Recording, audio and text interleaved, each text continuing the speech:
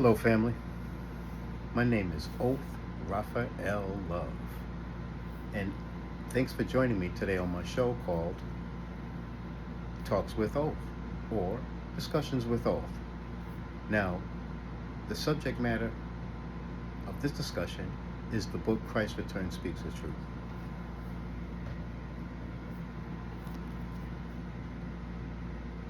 This book is a channeled work. That means that an individual was in a meditative state or a trance-like state, and the information came through them from the spiritual domain. And this book was channeled, and Christ came through and delivered this message. Hence the book, Christ Return Speaks His Truth. So, on my show, Talks with Oath, I'll be reading this book in its entirety, but I just can't help but read chapter 5 first. I'm going to read chapter 5 because it has everything in it, and it's full of power and light. So, join me on this adventure, ladies and gentlemen. I've studied a lot of things and seen a lot of things, read a lot of things from the different masters. And when I came across this work, it resonated with me. So here we go. Let's do it.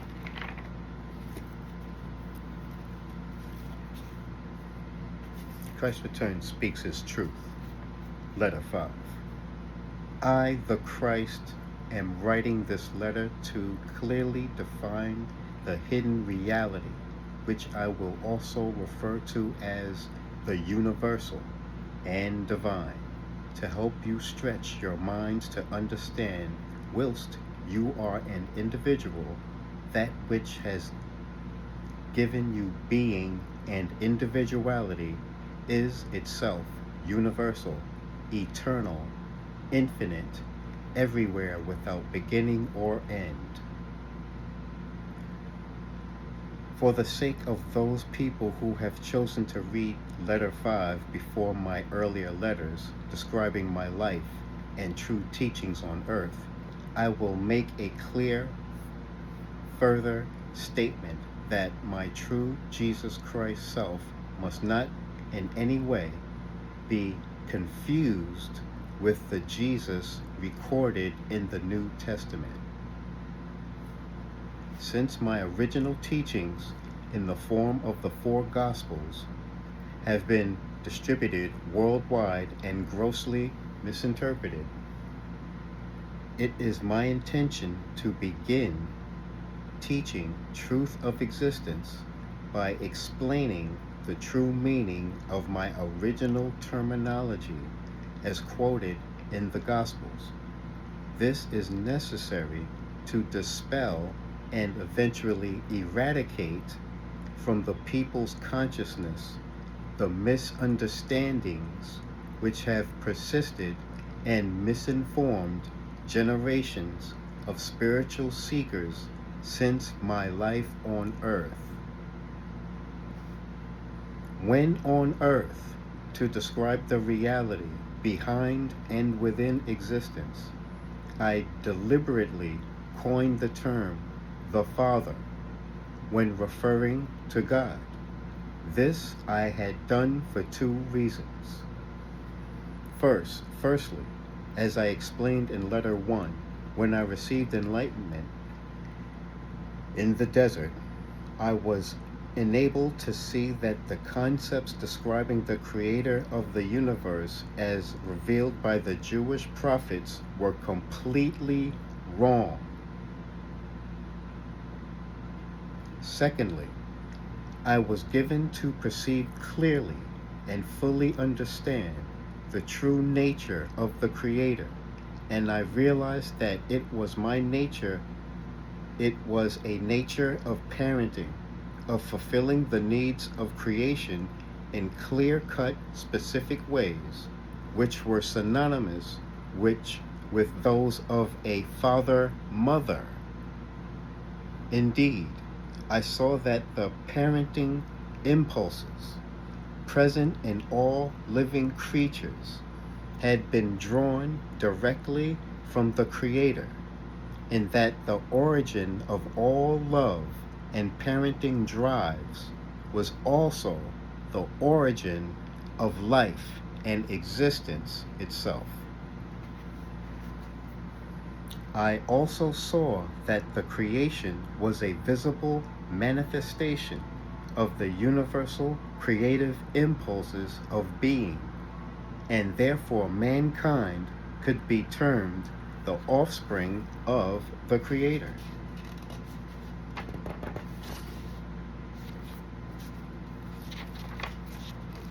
Indeed.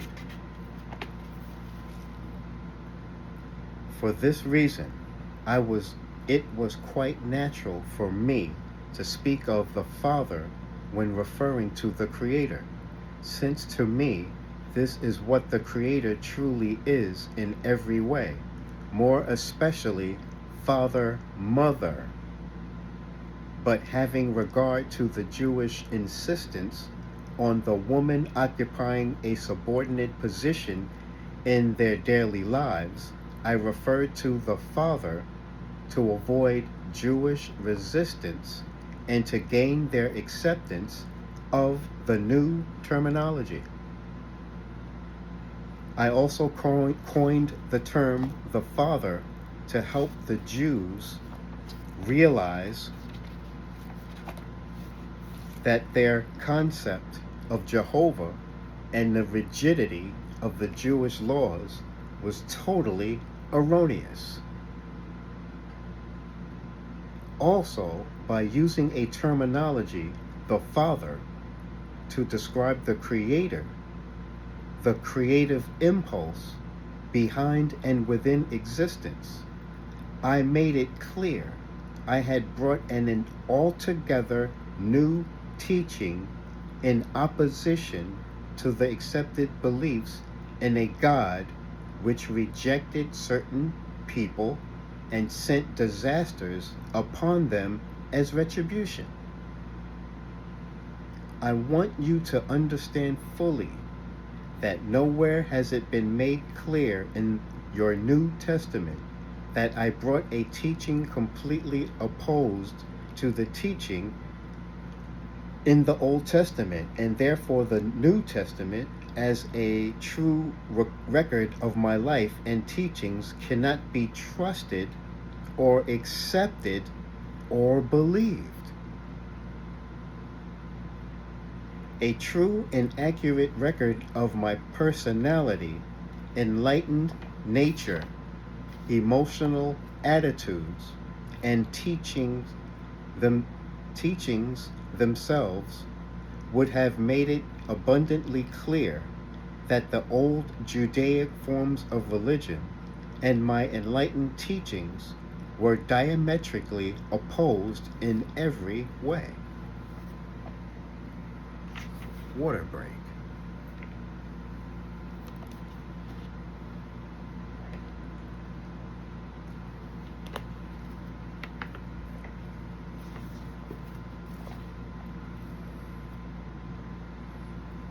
The Judaic religion was one of extreme materialistic concepts. There are certainly writings from which spiritually enlightened Jews drew and continue to draw a mystical perception of our source of being. They are to be greatly honored and respected for their transcendent states of mind. But as the prophets reached the average man and woman, their writings transmuted a different controlling message, which is purely human and false.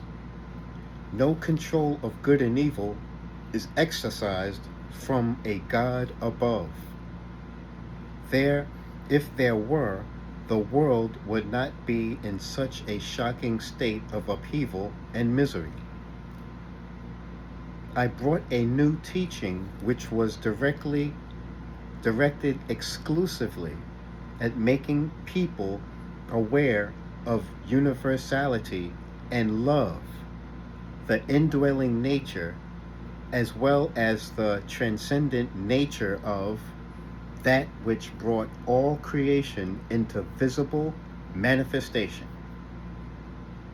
It is my purpose to make this abundantly clear to enable seekers of truth to rid themselves of any remnant of belief that I was merely a prophet in a long line of Jewish prophets, that I continued preaching their themes of an almighty Jehovah possessing ambivalent feelings toward his own creation. Fear of Orthodox Jews kept my disciples in line with what they had decided they would tell the public about me. You must remember that to gain new Jewish adherents to Christianity, they were afraid to discard the Old Testament, since it had held the Jews together for centuries. Therefore, they extracted and added on from my teachings whatever was compatible with old religious beliefs. My genealogy was listed to reassure Jewish people I had descended from King David. Why should they bother with this unless they wanted to make it clear that I was very much a Jew of ancient lineage, and therefore could be a candidate for messiahship? If they truly understood what I had come to earth to do, to break away from the past and lay the foundations for an altogether new future of understanding and activity, they would have made valiant efforts to make certain that people understood the true purposes which drove me to the day of my death. But they did not do this. They obscured much of what I tried to teach.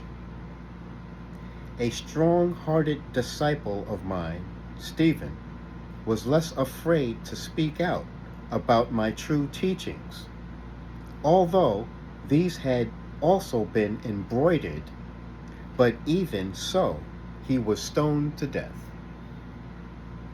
You must understand that life for my disciples was precarious, and it is little wonder that my true teachings were covered over with traditional thinking to make it more palatable to the public.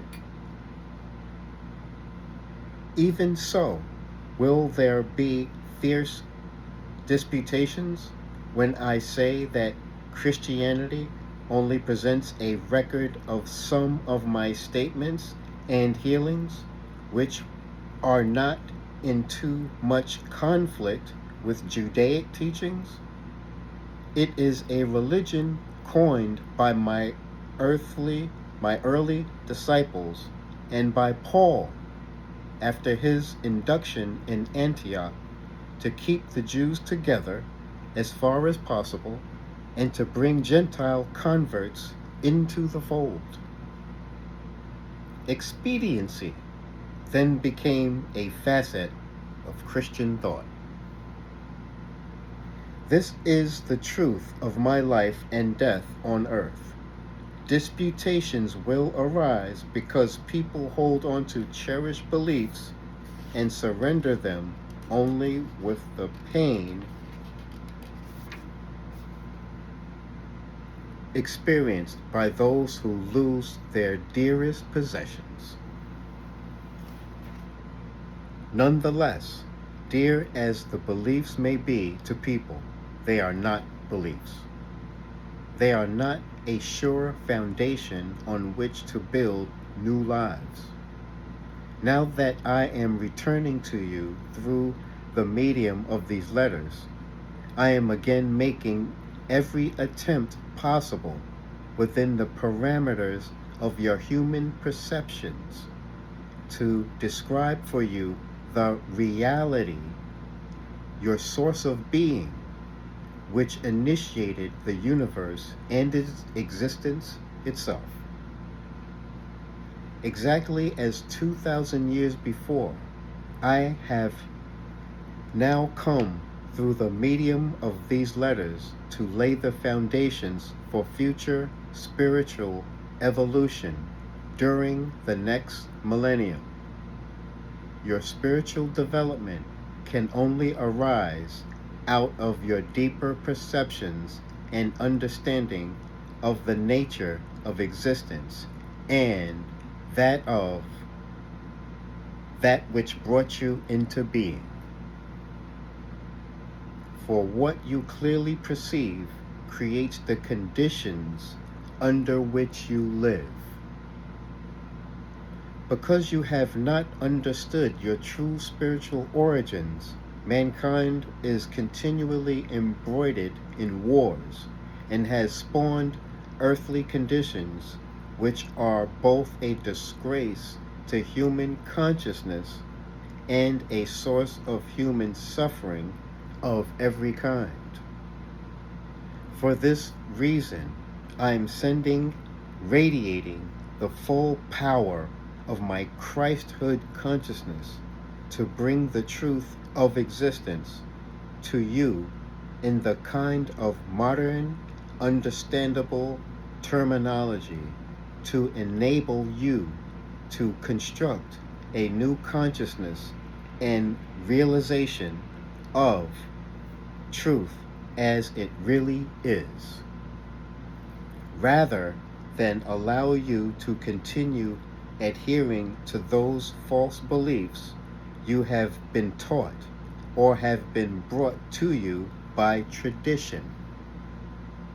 With usage and understanding, the terminology will come to arouse in you the same or more reverence and love and spiritual insight as you previously felt when using the word God, loaded with universal meaning and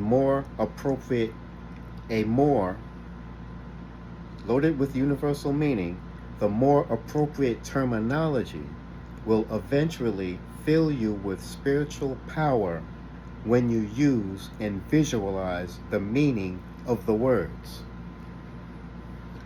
I am here to tell you that when you purified your consciousness of gross human thoughts and feelings pertaining to the ego drive and persevere in meditation and a lifting up of your consciousness to the universal, you will begin to feel the spiritual power invading your mind and eventually your whole body. Therefore, my teachings are exclusively directed at assisting you to open your consciousness to newness of life, vitality, and spiritual power that you may abandon your old ways of limited and dissatisfied living and find a new source of inner joy and fulfillment of your every need. Think about this statement. I have not brought you any shoulds or shouldn'ts, should nots, or frustrating restrictions you yourselves do not want to impose on yourselves. I have certainly come to tell you how your consciousness forms have life within them and eventually manifest in your world, but I leave it up to your good sense to choose the healthy thoughts, the loving actions, and the right path leading to joy and fulfillment when you realize the true nature of creation. I also come with the full force of my Christ power to help you realize that there are no barriers between you and that which brought you into being, only those you have created yourselves through ignorance of the laws of existence. I have come to help you remove the barriers by enlightening your present ignorance and teaching you how to open your consciousness, your entire being, to the inflow of that which brought you into being. Therefore, I repeat, in the final analysis, my teachings are exclusively directed at assisting you to open your consciousness to newness of life, vitality, spiritual power, that you may abandon your old ways of limited and dissatisfying living and find a new source of inner joy and fulfillment of your every need. I long for you with divine love to reach this supreme state of being before you pass to the next dimension, that your passing may be painless and your transition one of sublime anticipation. This is the sole motivating purpose behind the letters. The above statement is a more compelling and powerful rephrasing of the statement I made when on earth. Seek first the kingdom of heaven, and all good things will be added to you. I did not make this statement to entice people to be good. I stated a fact of existence.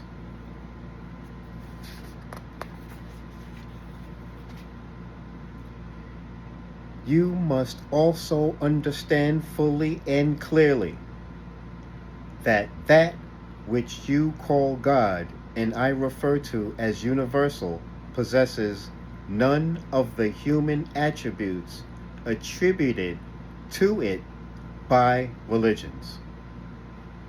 The human characteristics of anger, threats, and punishment, for instance, only pertain to the human condition. Again, I repeat, I, the Christ, have come down to dictate these letters expressly to disinvest people's minds of the former human word pictures coined by prophets. It is my firm intention to replace them with descriptions of the power, the universal consciousness, which really creates, moves within, and supports the visible universe and all other dimensions beyond your present perception and comprehension. I am also here to tell you these further universes or dimensions will be opened and will become accessible to your consciousness when the knowledge outlined in these letters is absorbed and made the very fabric of your individualized consciousness. Eventually, death will come to mean a happy transition from a limited dimension of existence to a brighter and more powerful one. You will know that when you are adequately spiritually cleansed and the time is ripe to emerge from the capsule of your body, you will leave relieved to be free of the physical limitations to enter a dimension of love and beautiful and wondrous beingness. You will perceive death to be what it can be. Really is for the enlightened souls a glorious transition, a gift of greater life, greater creativity, and an experience of ecstatic being you have not yet dreamed of. I also want to make it clear that many, many people believe that they can live fruitful and fulfilled lives by following the hundreds of various teachers of positive thinking. Changing your consciousness, they say, will change your lives. This is true to a limited extent, but for the spiritually evolved seekers, such a change in consciousness still leaves a dryness of spirit and a yearning for something more. That something more that the soul craves is the true contact in reunion with the source of being. Whilst you may have drawn a certain amount of spiritual growth by following the path of perceiving only the good, the truthful and loving, you remain an entirely functioning, you remain an entity functioning alone in your own earthbound domain, unassisted by the eternal, infinite, universal. Once you realize the nature of the universal and turn your thoughts to making true contact with it, you begin to realize you are no longer alone. You are supported by the reality which supports the universe. And when I say making true contact with it, I mean the prayers of supplication for this benefit or that is not making true contact with your source of being. Your prayers is certainly received into the source of being, and an answer is frequently received swiftly, and the need is fulfilled, even as you have asked. But true contact with the source of your being is only experienced when you have sufficiently cleansed your consciousness of the gross human ego drive and have spent some time in meditation and a regular, emotional, powerful reaching out in consciousness to your source, seeking contact and renewal of refreshment of spirit. This is the true purpose behind existence, a constant and mutual reciprocation of communication between the source of all being and creation. Here I would remind you that when I lived on earth, it was made abundantly clear every day to the Jews that of myself alone I could do nothing. I constantly stated that it is the Father that does the work, not I. That's powerful. I have come at this time to enable you to make the transition from the earth-bound human consciousness to that of enlightenment when a person knows that he or she finally knows the truth of being. Undoubtedly, deeply religious people, indelibly indoctrinated with religious dogma and theology, Jewish, Christian, Muslim, Hindu, or belonging to any other religious persuasion, will find it difficult, even painful, at first, to accept and make good use of these letters. For a conditioned and programmed mind is like concrete, cherished beliefs used as talismans, emotional supports, and affirmations to give strength in times of crisis are emotionally imprinted in the subconscious and usually incorporate in them a fear of offending God when contemplating moving on to some higher truth, unless there is a sincere longing to know the truth of being rather than traditional belief. These mental patterns are almost impossible to annihilate in the mind and emotions, and they block true spiritual progress. Water break.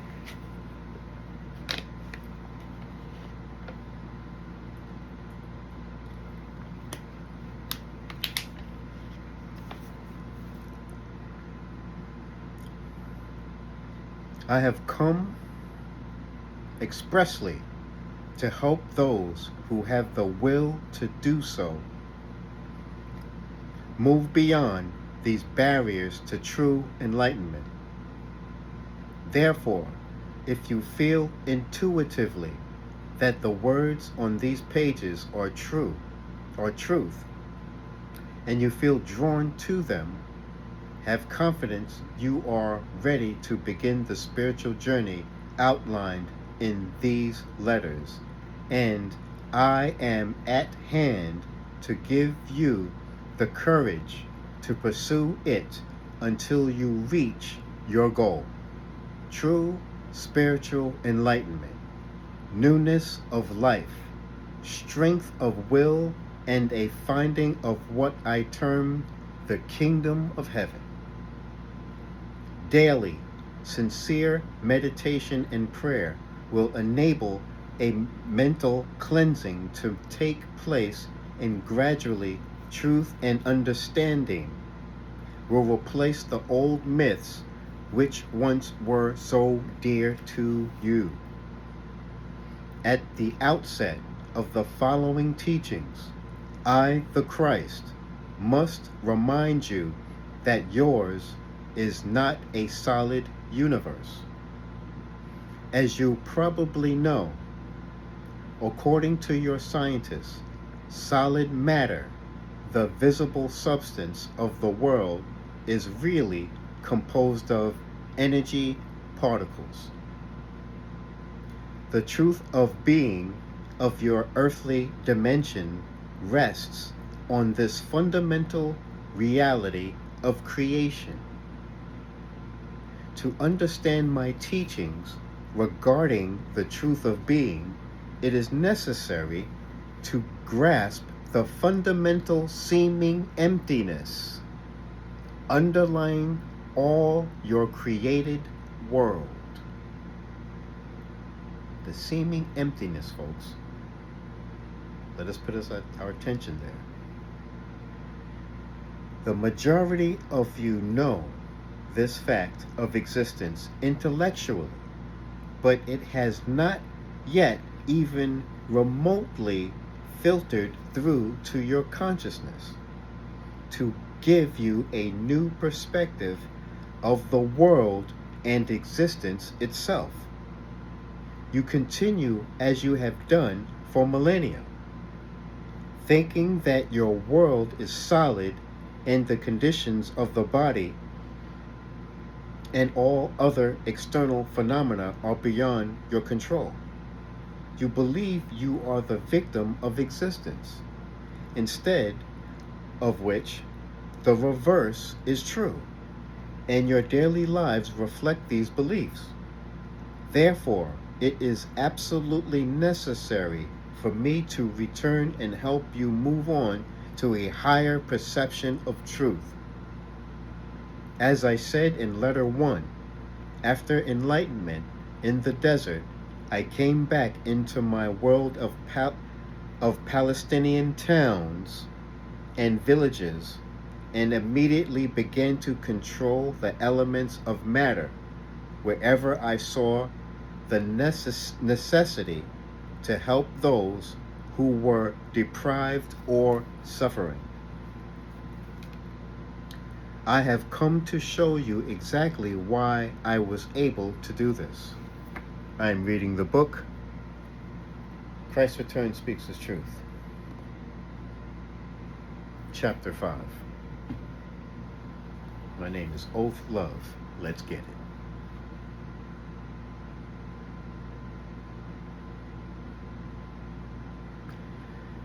As I revealed to you in letter 1, during the time I received full illumination in the desert, I was shown that matter was not really solid.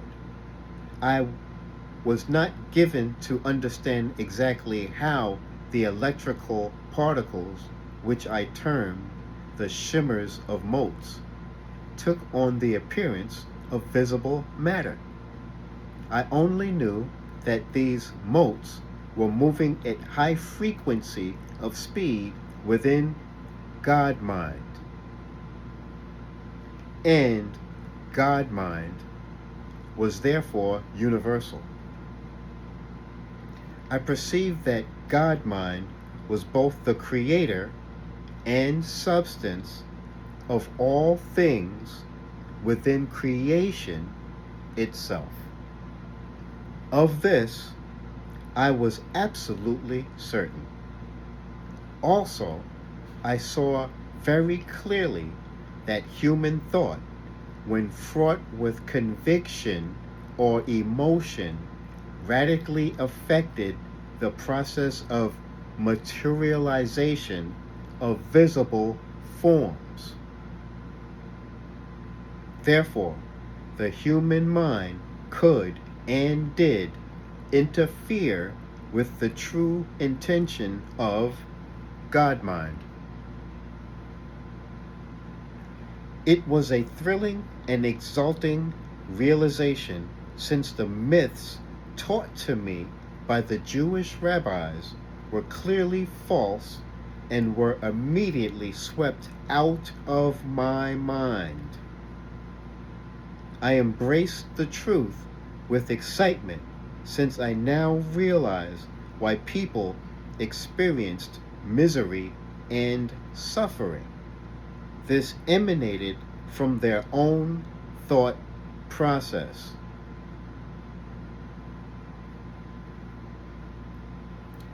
I was also given to see the communities of living particles which science has named cells at work within every living thing. I was aware of the divine harmony controlling the work of the cells, which were busily building and maintaining the various parts of the physical bodies of all living creatures and plant life, big and small. This is why I drew heavily on the countryside to give examples of the eminence and activity of the Father within the least of wildlife, such as plants and birds. As I have clearly explained in letters 1 to 3, I called God mind the Father, because I was enabled to perceive the true nature of God mind, and was determined that when I returned to the people of Palestine to describe the revelations I had received, they would understand that their beliefs, imbued in their very consciousness by the rabbis, were entirely false.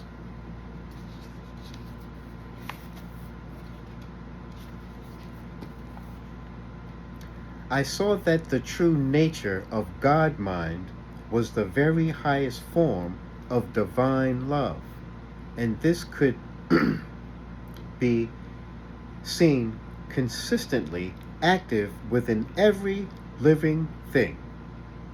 As I mentioned above, out of this knowledge, I was able to perform miracles and controlled elements where appropriate and necessary. just as I longed to explode the myths which possessed the minds of the Jews in Palestine, so do I yearn to show you that many of the theories put forward by your scientists have been promoted by strong reactions to the church dogma and doctrines in years gone by. To understand this statement, you must realize that until the time of Darwin, whilst the various Christian churches held dominance over the minds of the populace, it was generally accepted that the universe had been created exactly as written in Genesis in the biblical Old Testament. When men of science attempted to announce their discoveries and theories, they were forced to describe their new beliefs in the presence of enormous religious opposition. Consequently, they found it necessary to concentrate much of their mental energy on proving the prophets' pronouncements wrong. In doing so, their agenda caused them to lose clarity of vision, and they also became ego-driven. Therefore, any intuitive perceptions proposed by the scientific fraternity was derided and rejected out of hand by other scientists. Because of this mental climate, the pendulum of the search for truth swung solely to an undeviating belief in reason and logic, thus imprisoning the human intellect in materialization for the answer to the origins of life and existence. Therefore, it is absolutely necessary for me to refute some of the scientific theories and show them to be erroneous, as are the so-called truths of Christian doctrine. In arriving at some of these theories, scientists and churchmen alike have dipped into the realm of unproven, preposterous suppositions to answer questions which have previously been unanswerable by the earthly mind only. Having told you that the substance of your material world is basically electrical particles agitated at high speed within space, your science is unable to tell you why such energy particles take on the density and form of matter, except to speak of forces of fusion which happen to create elements in the sun. Science cannot tell you what is the motivating force which draws particles into the form of elements. Neither can one science tell you from whence such energy particles originally came, except to say that they were released during the time of the Big Bang, which they believe gave the first impetus to creation. Why a sudden Big Bang? Of what? What was the motivating factor behind it? Science speaks about electromagnetism, but cannot say from whence comes such energies, which appear and disappear. Where do they go? Why do they come back? From the human perspective, there appears to be no intelligible activity within or behind its work. Science says the electromagnetism just is a simple fact of existence, yet it produces highly purposeful and intelligent work in the form of millions of billions of substances of which your universe is made. How does this happen? There is nothing that electromagnetism has brought into visible being which the human mind can deem to be lacking purpose or meaning. Science ignores the most basic and vital level of creation. Without an answer to this question as to why everything which has been brought into visible manifestation by the activity of the twin energies of electromagnetism is invariably purposeful, successful, and rational, nothing of any value in the search for your origins will be discovered.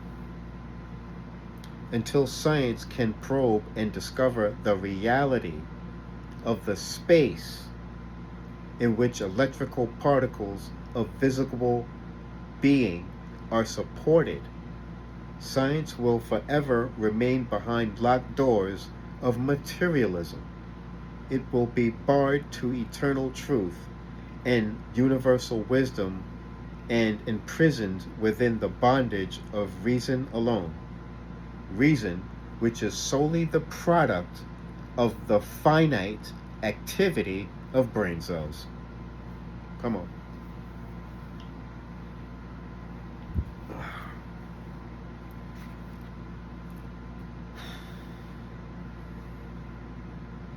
It is to the true nature of the space I intend to introduce you.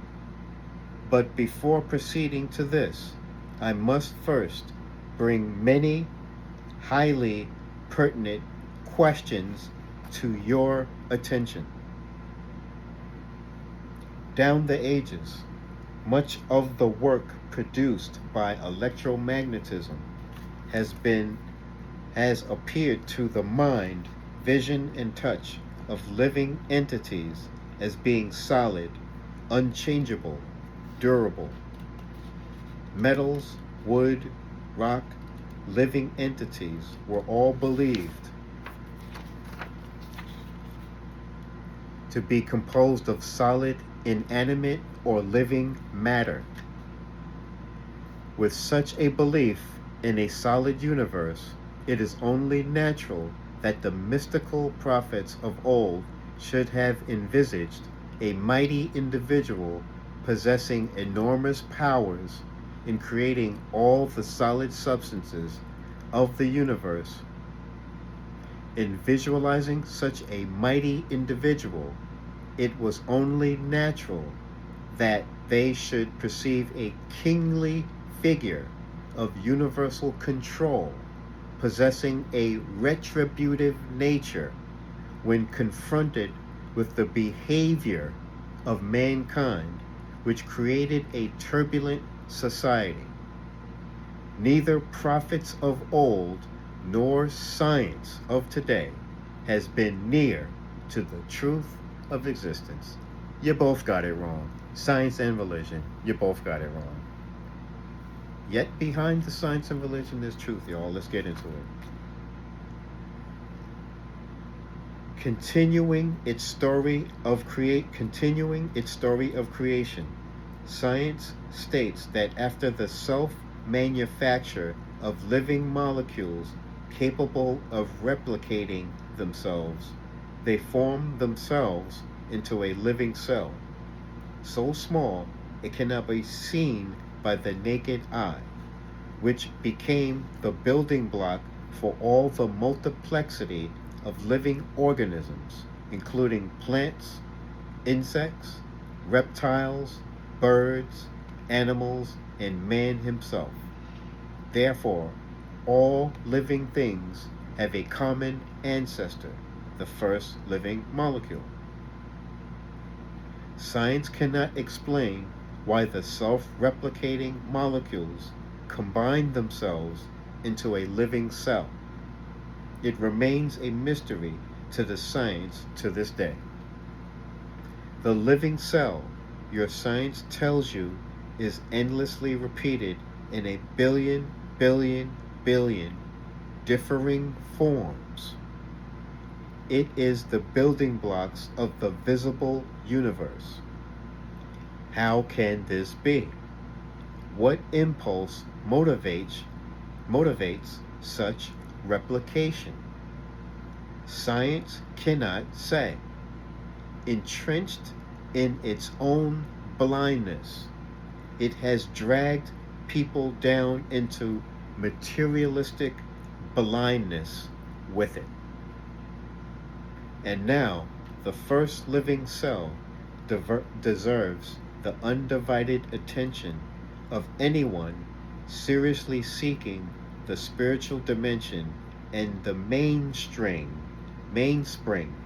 of existence, because the first living molecule and the first living cell are the very first evidence of any intelligent activity within matter, within the universe. The foremost feature displaying sense and sensibility is the function of the membrane which covers the cell, giving it protection and individuality. Think about this miraculous phenomenon. Time for a break. Christ's return speaks his truth. The cell takes in from the environment only selected nourishment through the membrane. Not only does the cell take in the right nutrients, but having utilized the nutrition, the cell rids itself of the waste through the permeable membrane.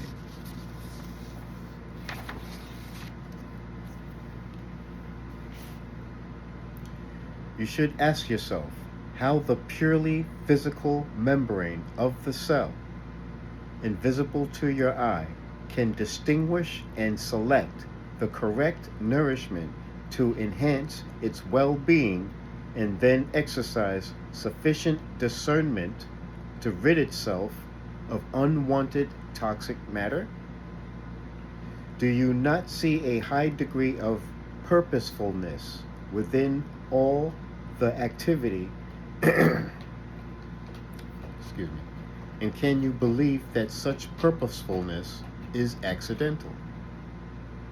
And is not purpose the very hallmark of intelligence? Not only this, the membrane of the cell continues to do the work of selection, of nutrition, and discarding of waste in a billion different circumstances and conditions relating to survival within differing species and differing environments. Is this not evidence of purposefulness displayed within every single action of every single species, be it insect, plant, reptile, birds, animals, and human beings?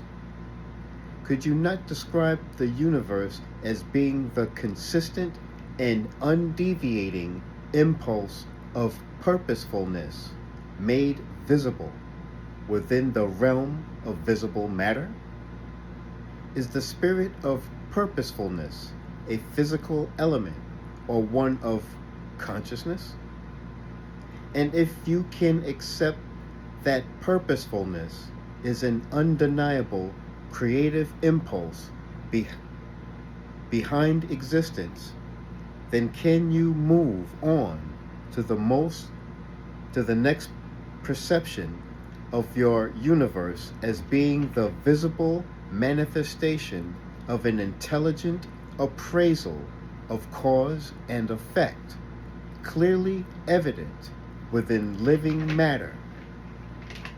For if the living cell can select the right nourishment and also provide for the elimination of toxic waste, this simple activity displays an awareness of the need for digestion and also foresees the resultant buildup of toxic waste and the need for the elimination of such waste to ensure the continued health of the cell. And is this not a clear indication of an intelligent appraisal of cause and effect? Furthermore, science says that the cell contains a nucleus which might be likened to the brain of the human being, since it conveys messages and its most important function is the storage of information. This library, which contains not just the details relating to one cell, but the whole body in which it resides.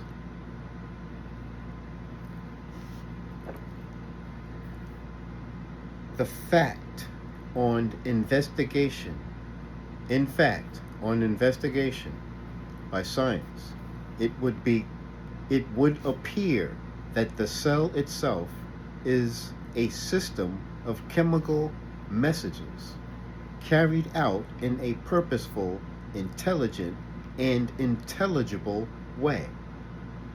How could this happen if the origins of the cell's molecules were only inanimate chemical elements? Would you dispute that behind every messenger with a message to convey, there is intelligent thought or consciousness?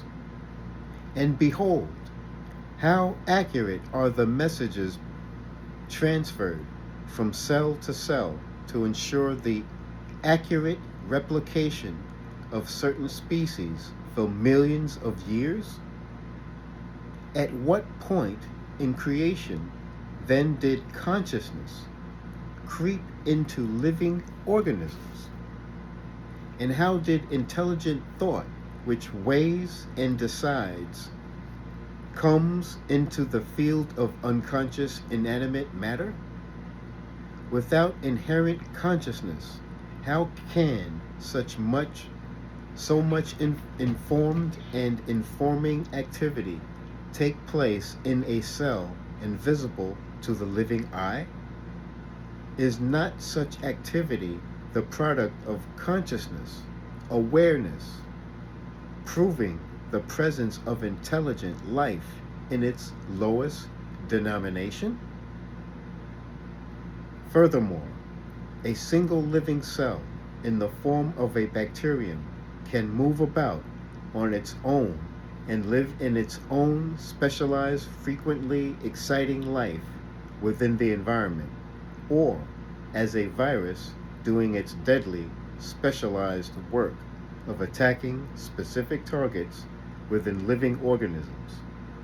Alternately, the cell may be fixed within an organism, carrying out its own highly important work of construction and maintenance for some part of the organism.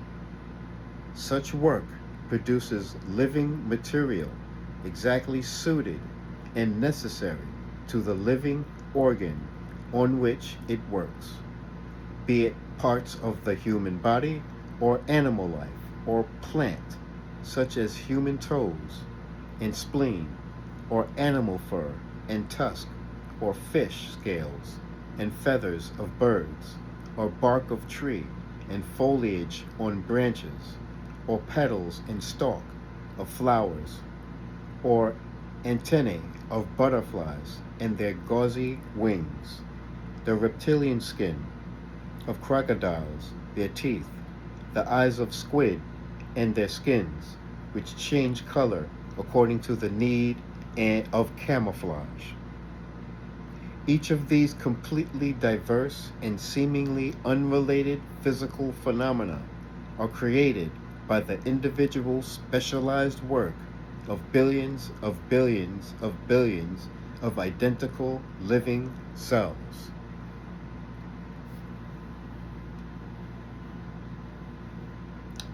On contemplating the magnitude and diversity of the work accomplished by simple, living, invisible to the naked eye, can you believe in a mechanistic universe?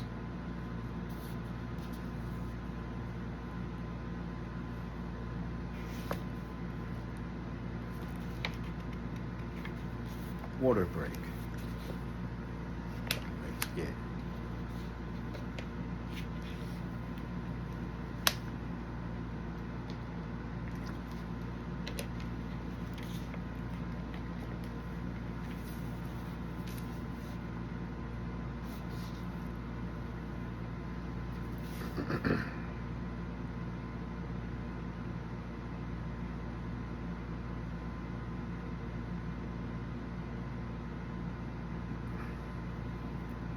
It would be possible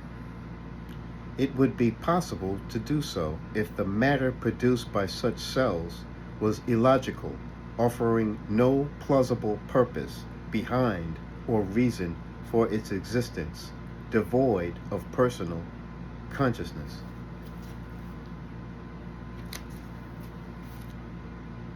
But this is not so.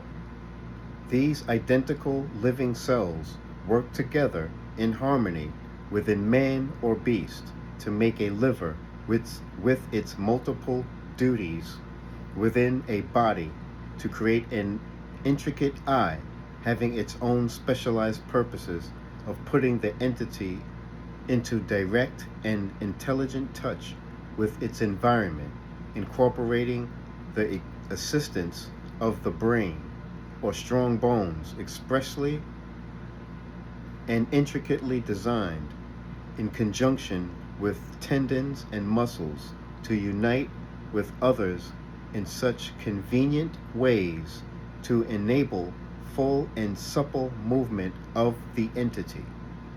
Furthermore, the cells never intrude on each other's work. When creating a kidney, they do not suddenly make an ear. When creating hair, they do not suddenly launch into making skin. No cells create the scalp. And the self-same cells create the hair. The only difference between skin and hair cells is the work they do, second by second, throughout a lifetime. Why? What is the motivating and inspiring factor? Accident? What organizing intelligence set the entire process of creation in motion from the most fundamental level of the formation of simple elements out of free electrical particles within space? The combining of elements to form chemicals, the correct combination of specific chemicals to form a living molecule, the correct combination of living molecules to make a living cell, which can take in nutrition, excrete waste, build according to clear-cut specifications, move about, and sustain this enormous edifice of creation consistently through billions of years? Not only this, but what is the motivating force which has designed and successfully evolved within living systems and entities billions and billions of different ways in which to fertilize seed of every kind, whether they be those of plant, insect, reptile, bird, animals, or human beings, evolving for each an intelligent system of procreation suited to climate conditions, the production of vegetation in the environment, and in order to ensure survival? Is not survival also evidence of intelligent, purposeful activity? In having accomplished this great feat of creativity, should you not question how it is that every living species has its own individualistic way of rearing its young and protecting it as far as possible until the young are capable of survival on their own? Is this not love for creation active in its highest forms? You cannot move on from the analysis of what the human intelligence has to say about the origins of life and creativity without mentioning the all-important molecules DNA, which are said to carry the plan for the whole organism, plant or baby. Furthermore, these DNA molecules give the instruction to the cells, informing them they shall build according to the chromosomes deposited by the seed. Yes, indeed, in place of intelligence, science has given you the DNA molecule as your source of existence, your supreme leader, your director of creation, upon which materialistic, flimsy cells, the whole of creation, must depend for its survival. Behold, the glorious DNA, Lord of your creation. Nonsense. From whence did the DNA cells draw their intelligent directional powers? Science is quite satisfied now that it has been able to satisfactorily explain the various species of every kind replicate themselves so accurately and consistently. Science would have you believe that you live in a purely mechanistic universe, that the phenomena of evolution arises out of chance mutations and the survival of the fittest. One of the biggest falsehoods they've told us. If you study the various organisms of creation, the multifold and the differing activities of related species, you can truly believe in such an unlikely materialistic concept? It has been no more coincidence that today, to enable you to discover the vast intelligence behind creation, you have numerous creative people who embark on difficult journeys to explore, determine and photograph and the habitat and habits of wild creatures and plants. You are entertained and instructed by a feast of facts and photographs of the wonders of your universe. In my time on earth, I had no such marvels to refer to in order to teach the Jews the universal truth of existence. I only had domestic animals and birds to use as examples of the marvelous inventiveness and intelligence and awareness apparent in every living thing.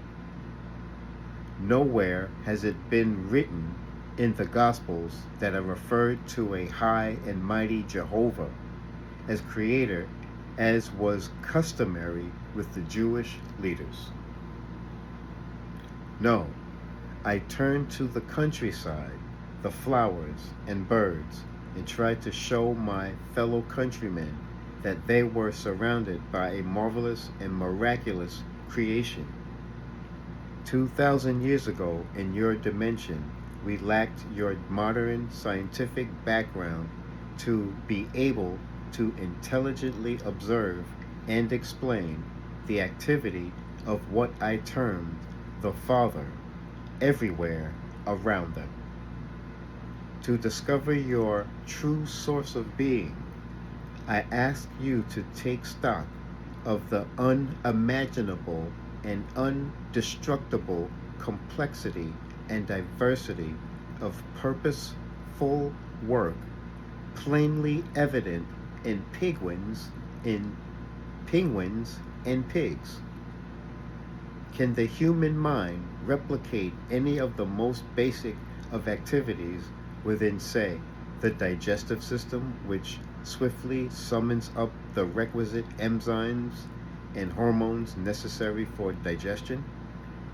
How dare the finite mind, which is incapable of perceiving clearly the true creative process governed by instinctual knowledge, presume to state unequivocally, defying contradiction, that it understands the true origin of creation and the forces out of which creation took form? What arrogance! These men can only think according to what their eyes tell them.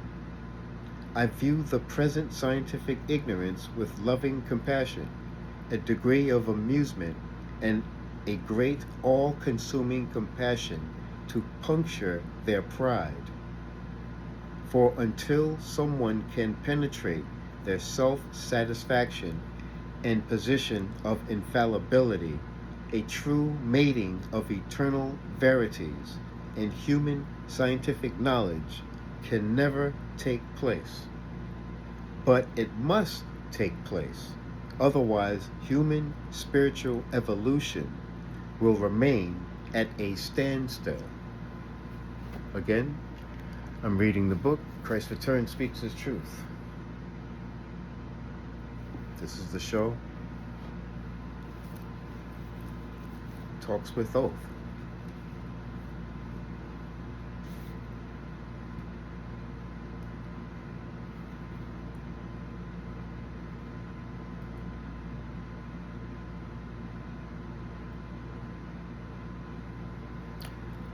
The scientific mind is too full of finitely devised book lore, accepted formulas and equations, and the need for their fellows' approval to permit mystical penetration by higher intelligences. Approved? Okay. On my behalf, I ask leaders of these letters to form an association to challenge science and ask at what point in the evolution of the material world is consciousness first discernible. I repeat and mean what I say. Ask the scientist at what point in the evolution of the world is consciousness first discernible. In the living cell. If in the living cell, ask whether it was discernible in the living molecule, which combined to make a living cell and encase itself in such an intelligently designed membrane, permitting the intake of selected food and excretion of toxic waste? How does it recognize toxic waste? And if it should be conceded that consciousness might be present in the living molecule, should you not ask whether the chemical properties which became a living molecule might not themselves have possessed consciousness, which eventually impelled and propelled them into the life-giving combinations to make a living molecule? And having gone back thus far into the origin of existence, the chemical properties, you must still question why consciousness should only become a viable presence within the chemicals. Why not within the element in which the individuality first took shape? And if in the elements, why should it be denied that consciousness propels the electrical particles to form the elements? Is it rational to deny such a possibility? As having reached such a possibility, should you not go further and ask whence comes electromagnetism? What is the reality of electricity, more than streaks of fierce light, now described by science as photons and electrons? And what is the reality of magnetism, more than twofold energies of bonding and rejection? Energy impulses which have brought stability and order into chaos. Ask science from whence comes electromagnetism, which is responsible for the most basic steps in creation of an ordered and orderly universe of an unimaginable complexity and diversity. I will now attempt to put into your words that which is beyond all words and presently beyond all individualized earthly comprehension. Therefore, the intellect, although it assists the brain to understand intelligently the spiritual realities I am putting before you, it also creates a barrier to true spiritual perception and experience. Very interesting.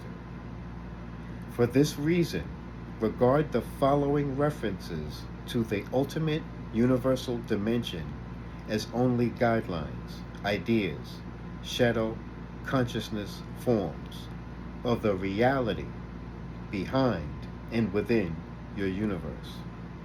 Take each idea one by one into meditation. Water break.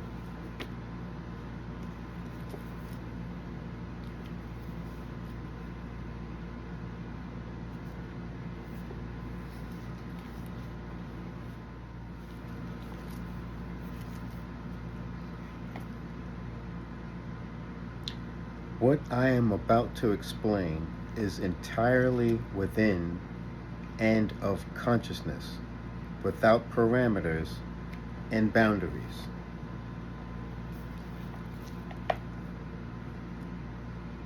If you are sufficiently spiritually evolved to follow me there, beyond the words, you will begin to understand spiritually all I am trying to tell you. The words will guide you towards and then unlock new vistas of being for you. Persevere. The light will gradually, perhaps imperceptibly, penetrate your mind, and you will have little bursts of insight. There are many who have experienced little bursts of insight. There are many who have experienced a little burst of insight, have briefly felt a touch of the divine consciousness, and then, hardly daring to continue to believe in such a transcendent moment of awareness, have begun to question, doubt, and finally dispel the little inflow of divine consciousness. Beware, you do not do this. Disbelief will set you back, enmesh you in the material plane of existence more than you will ever know. Whatever you are given and able to receive hold fast to it, and do not doubt. Doubt destroys steady progress because it creates its own consciousness forms, which will suppress and even eradicate the insight you had gained previously.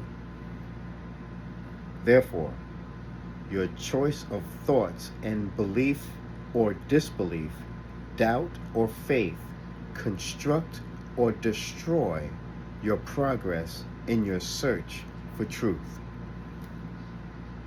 Any denial erases from your consciousness the progress which has been previously made. Furthermore, the higher you ascend in spiritual truth, the more powerful do your thoughts become. Therefore, create and hold fast to your own spiritual momentum and allow no one to intrude and undermine that momentum. Hold firm to your former perceptions. In times of doubt, cruise along in positive thoughts, using enlightened affirmations, clinging to earlier inspirational guidance.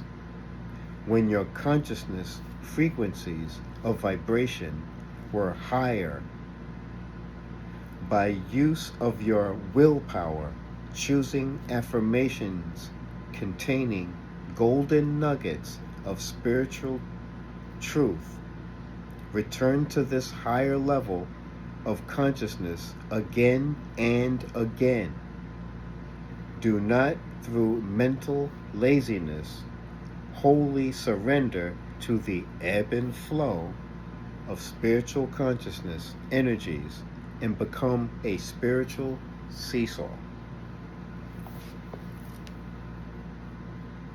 I cannot emphasize this danger of self-obstruction strongly enough.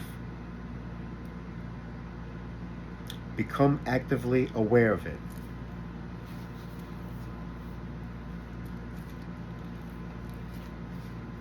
If you know anything of the accounts of my life in Palestine, you will recall that I too suffered the phenomena of ebb and flow of spiritual consciousness and found it necessary to absent myself in the hills to pray and meditate and renew my spiritual strength. Very important for us to learn how to do that.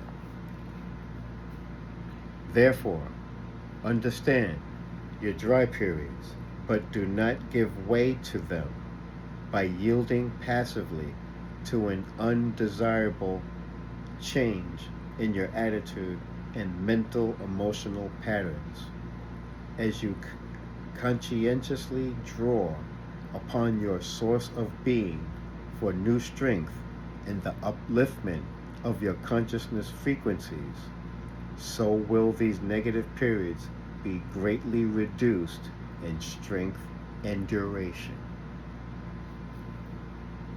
I repeat, at all times, beware how you use your minds.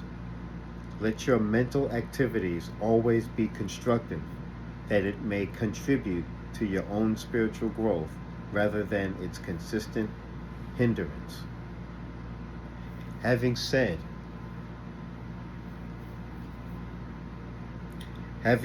all the above and proceeded to dictate the rest of the letter, the recorder of my words began to question the likely public reception of this letter because it seemed to her too pragmatic to appeal to people who are accustomed to picturing some magnificent power of being or utterly other which has given birth to the universe.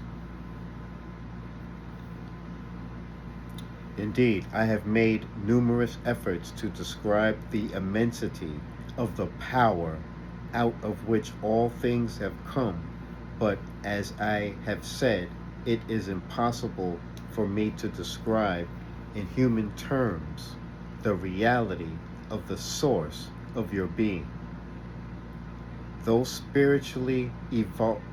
those spiritually evolved souls who have been lightly infused with divine consciousness report the experience to be utterly beautiful and glorious and entirely unforgettable, but still not fully describable in human terms.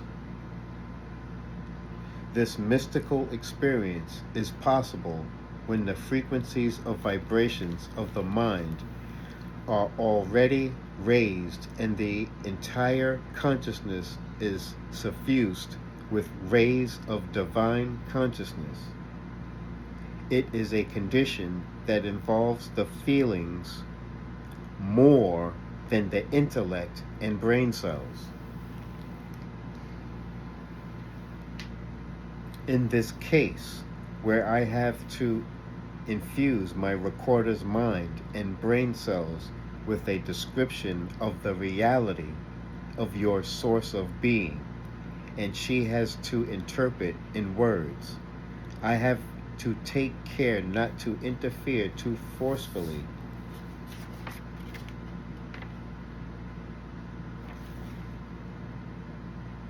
with the frequencies of her vibrations of consciousness in which my recorder's brain cells are working.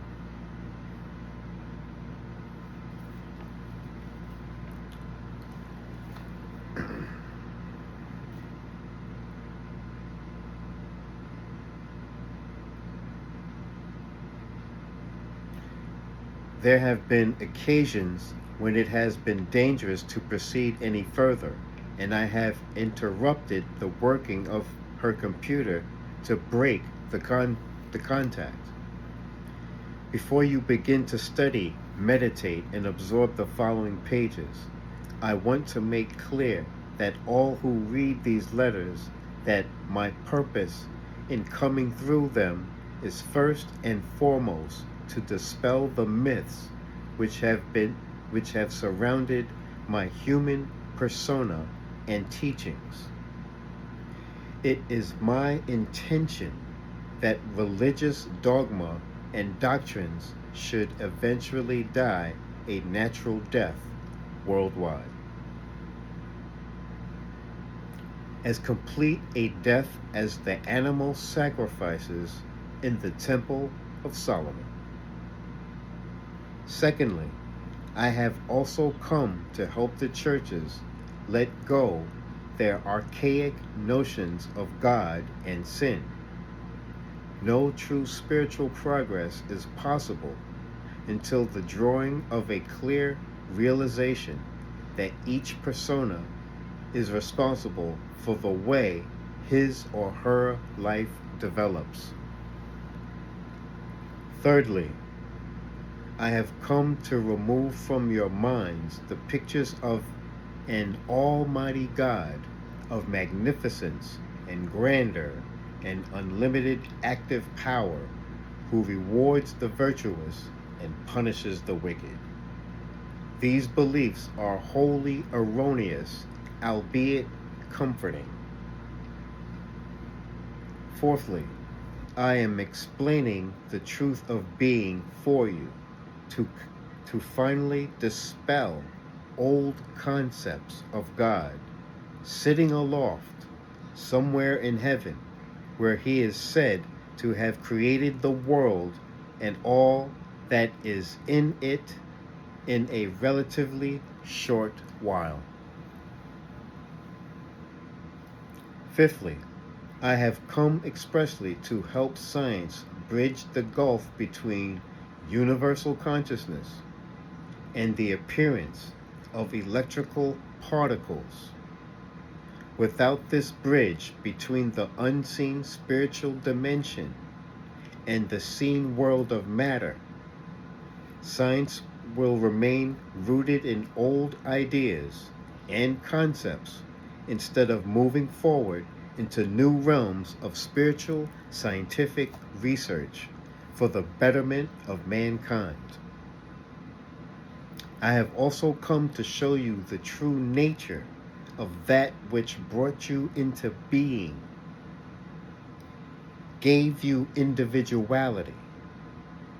For without this knowledge, which will reveal to you the nature of your dual yet fully related being, spirit and body, you will also remain rooted in the same level of consciousness as you are at this moment. I want to make it manifestly clear that nothing ever comes from nothing.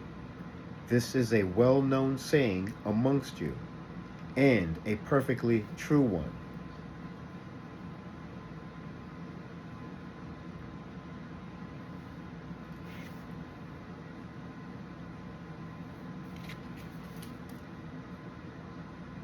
However, there is an eternal, infinite, consistent foundation of beingness, and this I am going to reveal to you. You have not been created. You have drawn your being from it. Obviously, you could not have come from something entirely foreign to your own consciousness. I am asking my recorder to choose some mundane, understandable examples. You could not draw a filling for tarts from a vat of treacle and discover they were minced meat. You could not squeeze an orange and make ginger beer from the juice. You could not fill a balloon with air, pop it, and then find it dripping jelly. All of the above examples chosen by my recorder are instances of logic. I want you to realize that your entire universe is a manifestation of logic and consistent logical effects arising out of related causation.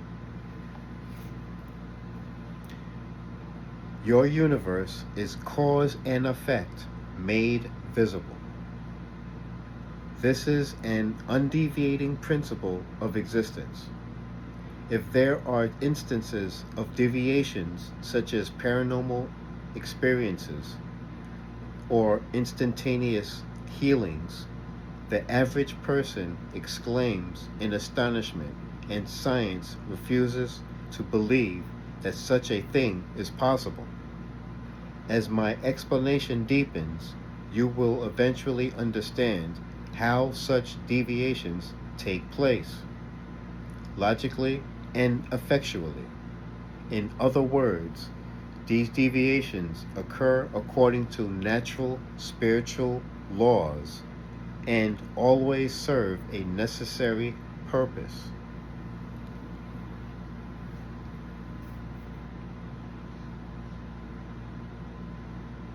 Nowhere is there any mindlessness in creation, even in the ant or gnat, unless the mind as an entity has been born defective or has been damaged. Therefore, it is clear you live and operate in a physical universe which displays the highest degree of intelligence and purposeful activity. Within,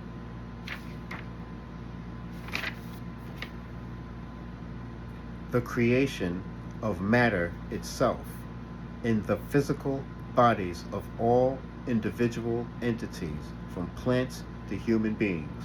Unfortunately, this high degree of intelligence and purposeful caring is only minimal in the consciousness displayed by the created entities themselves, from plants to human beings.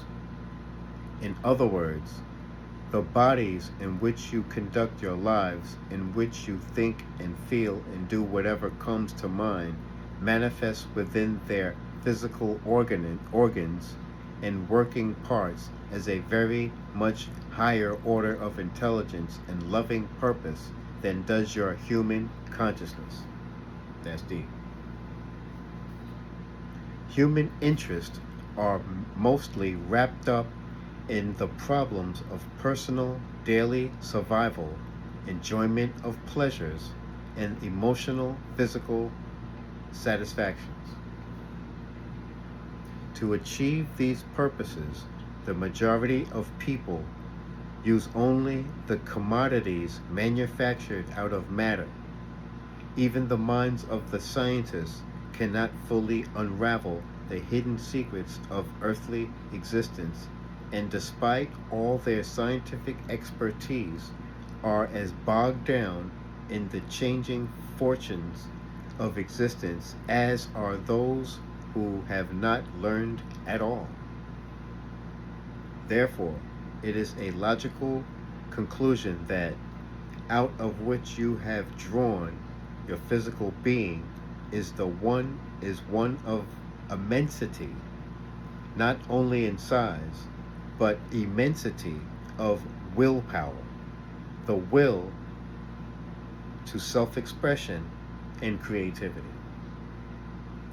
Visualize for a moment the size of the material universe, the sun and its heat, the moon, the earth, planet, and solar system, the galaxies of stars, and the fact that all this visible material is totally interdependent, yet also dependent on the movement of the planetary bodies, subjected to universal laws of consistent function and movement.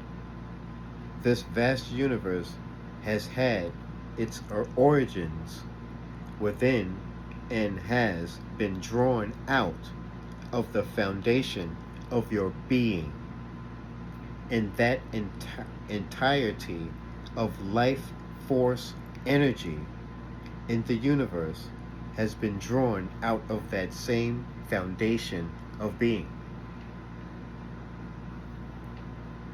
Therefore, do not be dismayed if in my efforts to analyze for you the spiritual components of your source of being, you find that you recognize that these components are, and to a very, very, very limited extent, possess the same spiritual components of consciousness yourself. You have drawn all that you are, spiritually, mentally, emotionally, physically, from your source of being. Before I explain to you how this could be, I want you to take certain steps to help your minds absorb the immensity of that out of which you have drawn your being.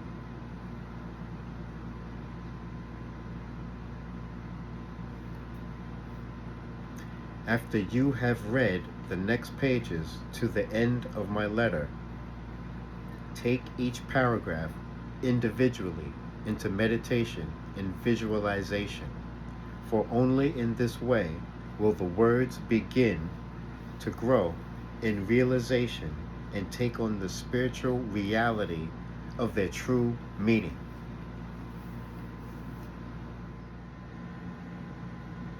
Hello, family. Thank you for once again joining me on my show, Talks with Oathf. I will be discussing in this show the book Christ Returns Speaks His Truth. This book was channeled. This book is not a religious text, nor am I a religious person. Let's get into it. We're reading chapter 5. We're continuing.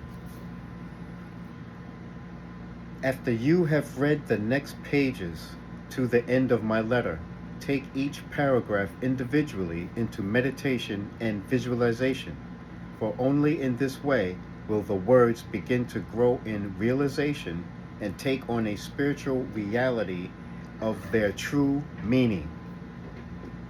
All spiritual, unseen, seen, unimagined is consciousness awareness. All spiritual, unseen, seen, imagined is consciousness awareness. The primary comprehensive nature of consciousness is awareness. It is not possible to have the consciousness without possessing awareness. All that you see, all that you touch, hear, feel, know is consciousness awareness made visible. There is nothing in the universe that is not consciousness made visible. Consciousness awareness is infinite and eternal. There are two dimensions of consciousness, both beyond and within your own earthly plane of existence. The plane of heavy matter, solid form. The ultimate universal dimension of consciousness awareness can never be fully or truly known by an individualized spirit. It is inaccessible. It is in equilibrium. It is the only source of all power, wisdom, love, intelligence. The universal dimension of consciousness awareness in equilibrium is a state of silence and stillness. Take note, everyone, with that one. Silence and stillness, y'all. Out of which comes sound, color, individualized form, and all visible creativity within the visible universe. Out of ultimate universal dimension of consciousness awareness in equilibrium has come all of creation, all the various unseen dimensions of existence descending in order of spirituality, descending in order of spirituality from the very portals of the universe, universal dimension, down to the most ponderous vibrational frequencies of inanimate earthly substance and beyond into unspeakable horrors of consciousness, perversions, and anti-truth. This ultimate universal dimension of consciousness awareness is not only in space, it is all space. It is undetectably everywhere.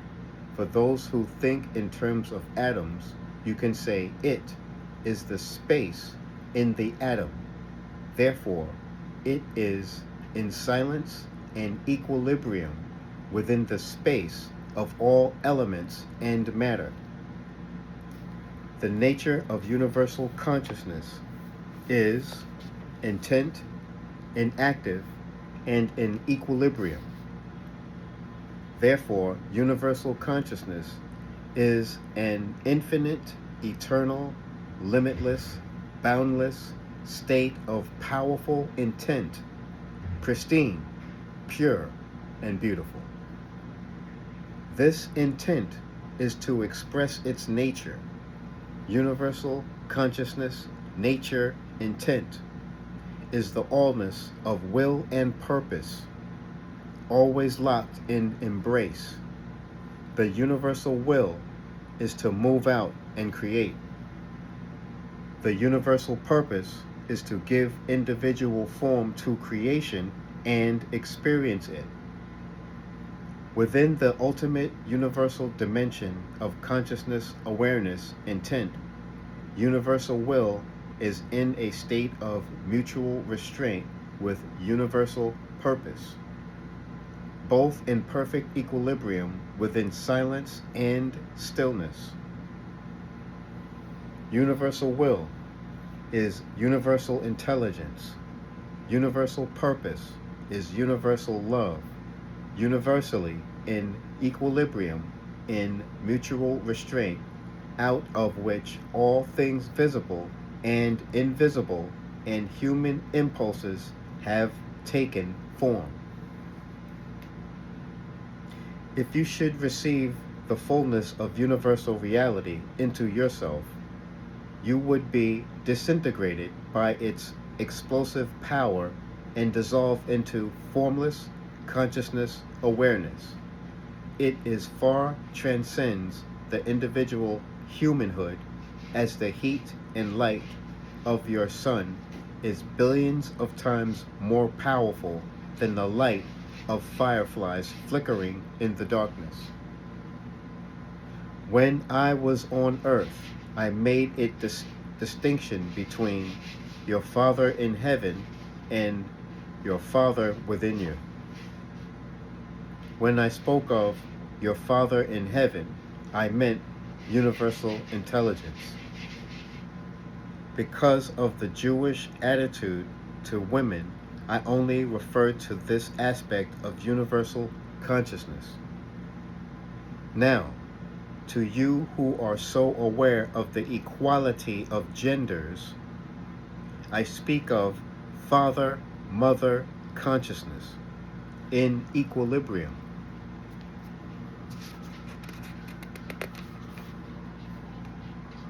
Within universal consciousness awareness, where father consciousness is universal intelligence, mother consciousness is universal love. The tool of father consciousness, creative energy, electricity, is in a state of mutual restraint, equilibrium with the tools of mother consciousness, creative energy, magnetism. Because father-mother tools, electromagnetism, is in equilibrium within universal consciousness, it will never be detected within space by scientists, no matter how they may probe space. The impulse, father consciousness, will, is intelligent activity in equilibrium with the impulse, mother consciousness, purpose, is nurturing for survival. Father-mother consciousness is a powerful, impersonal force, yet it is personal for you even before you seek to make contact with it. As you evolve spiritually, you will feel it, for it is the reality of being. It is everywhere and within everything. Father consciousness is the intelligent love which gives intelligent energy and momentum to the world of complex forms, expressed physically as electricity. Mother purpose is the loving intelligence which gives purpose and the impulse for survival to the individualized complex forms, expressed as magnetism, bonding, and repulsion. These are the universal primal impulses of all being, of universal consciousness. Your source of being, intelligent love, that is the state of being before creation, consciousness awareness within a state of equilibrium. I want you to move again into your inner state of consciousness equilibrium, where all thought is stilled and your mind resides in silence.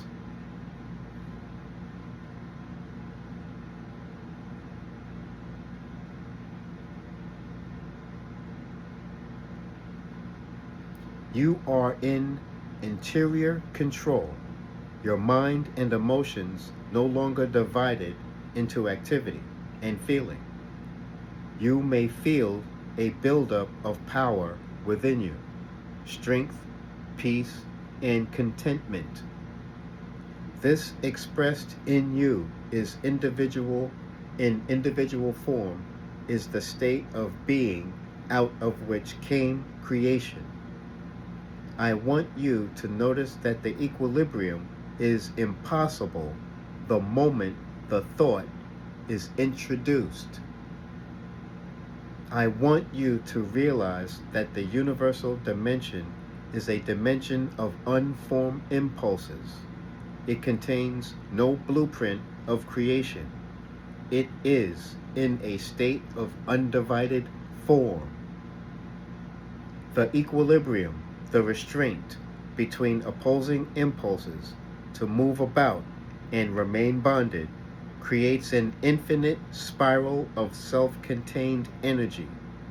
The self-contained energy of mutual restraint is beyond the power of individuality to even imagine. As I have told you before, were individuality able to enter the universal dimension of mutually restrained impulses, of movement and bonding, the individuality would be immediately dissolved and return to equilibrium of universal consciousness. Ponder the unimaginable immensity of the power contained within the mutual restraint of the twin impulses in universal consciousness, which are primarily consciousness awareness, intent, will, purpose, intelligent love, combined as intelligent love and loving intelligence, impulses of movement, bonding repulsion, electricity, in equilibrium with magnetism. The above describes the unlimited universal dimension before the Big Bang. Break time. You now know that the Father-Mother creative process and the tools of physical creation are all in a state of equilibrium within the universal dimension, but now that equilibrium is to be exploded to bring about individual form. You know, too, that since the infinite eternal impulses are contained in a state of mutual restraint, these impulses are of an unimaginable intensity of energy, against which your atomic energy contained within the splitting of an atom is a mere poof in the infinitesimal twitch of no importance. I want you to fully realize all the foregoing, since your realization of what happened at the time of the Big Bang will give you a glimpse of what happened at the time of the sondering of universal consciousness to permit the creation of individual form to take place. Universal consciousness was riven. Will and purpose, Father intelligence, and Mother nurturing love were exploded to work independently and also jointly. Their respective tools were electricity and magnetism. Out of the explosion of equilibrium came the great intent of self-expression. The universal awareness of being became the impulse of individual I awareness, demanding self-expression. Life and I-ness are synonymous in the dimension of matter. They became the consciousness of matter. What is the consciousness of life? It is Father intelligence and Mother love, impulse of movement, impulse of purpose nurturing survival, seen as electricity, seen as magnetism in matter. Can you begin to imagine the explosion of consciousness, of awareness, to help you fractionally visualize what happened at the moment of the Big Bang? Try to recall a moment when you experienced an explosion in your consciousness. This takes place when you have set your entire being on achieving some very important goal, about to embark on your plans in a state of excitement, anticipation. Some trivial circumstance or insensitive person prevents you from achieving your heartfelt purpose, how would you feel? Your concentration would be split and you would explode.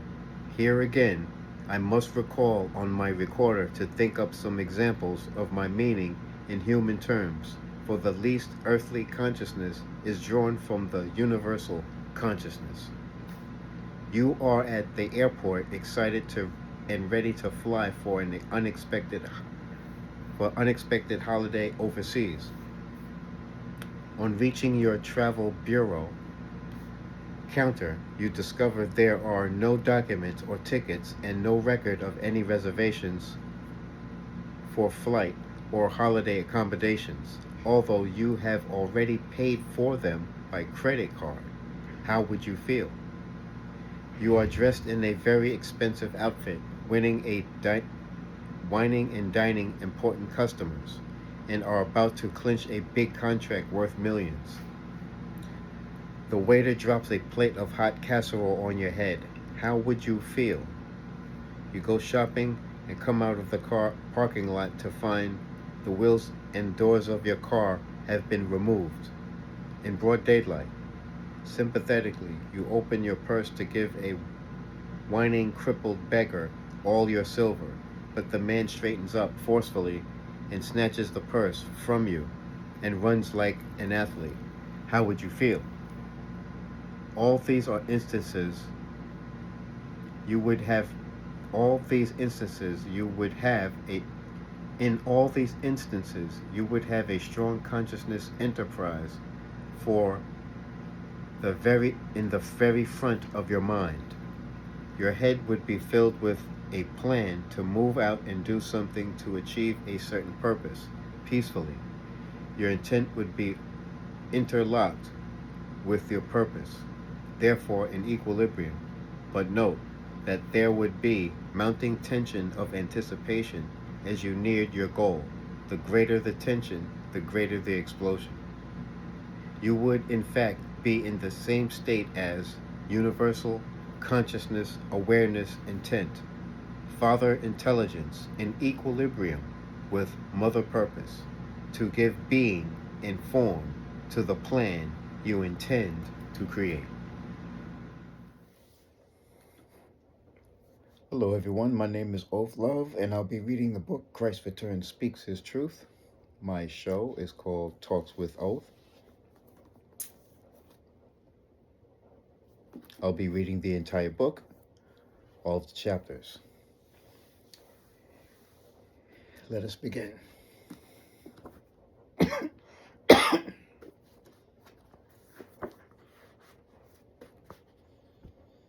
This is not a religious text, nor am I a religious person. After your explosion, can you imagine the ensuing mental emotional chaos, their inability to think straight, the thoughts which would come out one after another, demanding expression, none of them sensible or logical? Try to realize you, individual form, are the microcosm of the macrocosm. You are the pinhead expressing universal consciousness, awareness, either in equilibrium,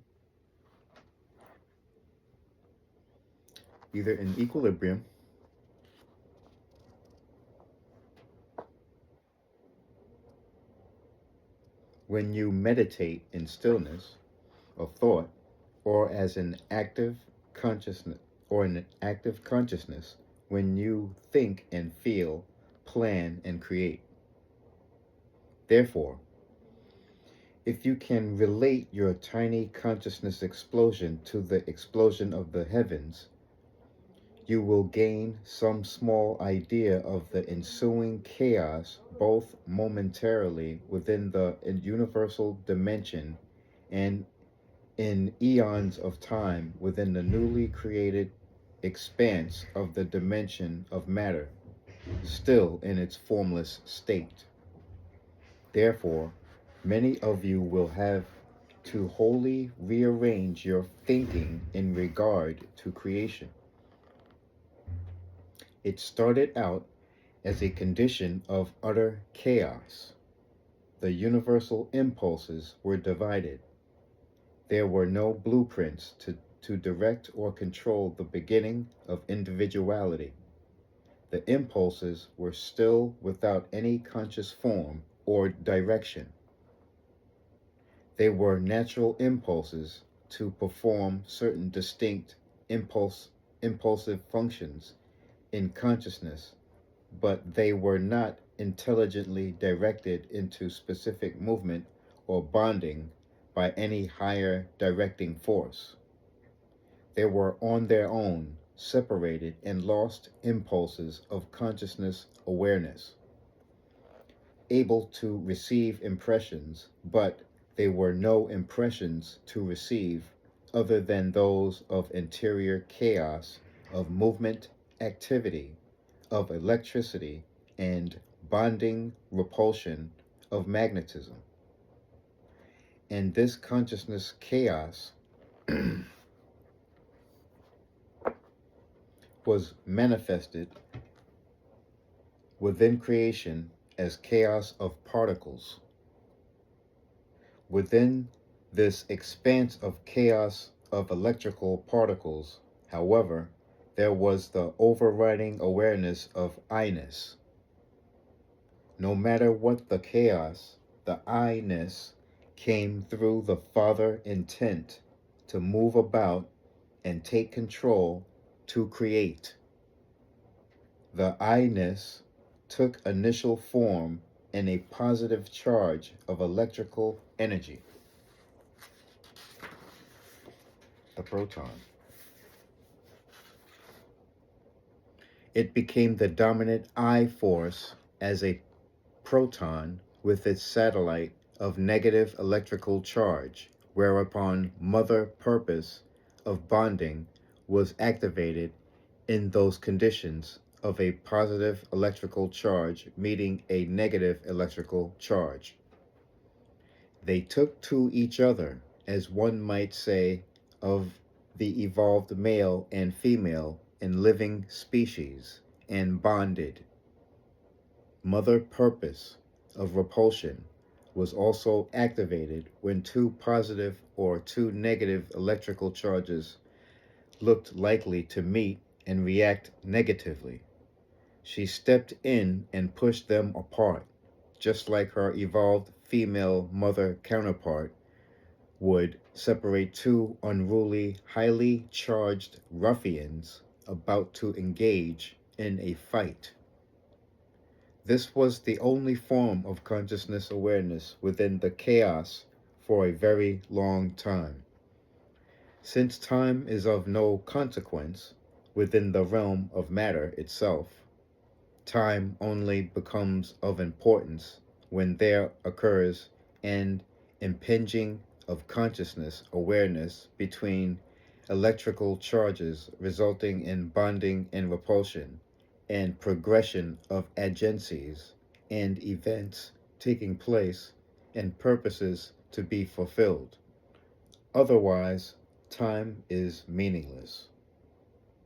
Creation is the product of primary impulses, working individually and together, making impressions upon the other, fulfilling inbuilt needs imprinted within consciousness. These needs being at the outset of increase and experience, self-expression, leading to further separation, then to restore a sense of inner security and comfort, to be reunited within the harmony of universal consciousness. Out of this driving force for a reunited harmony of being came the male-female drive for reunion, to recapture the bliss which is buried in the soul consciousness. You could make an analogy of the foregoing paragraph with the habit of fathers going out to work in the morning and returning hopefully to the comfort and reunion with family in the evening, where he regains his strength to venture forth the next morning to do the battle with the world. Therefore, the process of creation of universal self-expression took billions of years within time to accomplish. After the Big Bang, Father-Mother creative process was divided into two separate energies, continually working apart and together, independent yet mutually constrained to work together, having individual characteristics or natures and different functions. Therefore, their workload was different yet indivisible. You already know, and by a process of meditation, should have fully understood the nature of Father and the nature of the Mother within the equilibrium of the universal dimension. Briefly, the nature of the Father is to be active, creative, and perform work of creativity. It is also the I-ness, individualized existence. Everything living, from a hornet to a hippopotamus, has a strong sense of I-ness and the need to protect that I-ness. The nature of the Mother is to give form to electrical consciousness plans initiated by Father Intelligence by bonding the electrical particles together. Father and Mother consciousness primary impulses are both within the equilibrium and of the nature of the universal dimension, and consequently, as they create individual form, they carry out the work of the nature of the universal dimension, which is growth, providing nutrition, nourishment, healing, protection, fulfillment of need within a consistent system of law and order, survival. Father and Mother consciousness energies are impulses both restrained within the universal dimension, and when they have been released from equilibrium, they powerfully perform the work of creation. Furthermore, consider the magnitude of their work within the creation throughout the world. The Father-Mother impulses prompt every level of creation, from the formation of elements, the living molecule and cell, to the magnificent mammoth. They also work instinctively within parents to prompt them to unify, to conceive, to bear and rear their young. Some fathers absent themselves from birth of their progeny, be they eggs, puppies, or humans. These are the fathers whose sense of I-ness is greater than their inborn fathering instincts.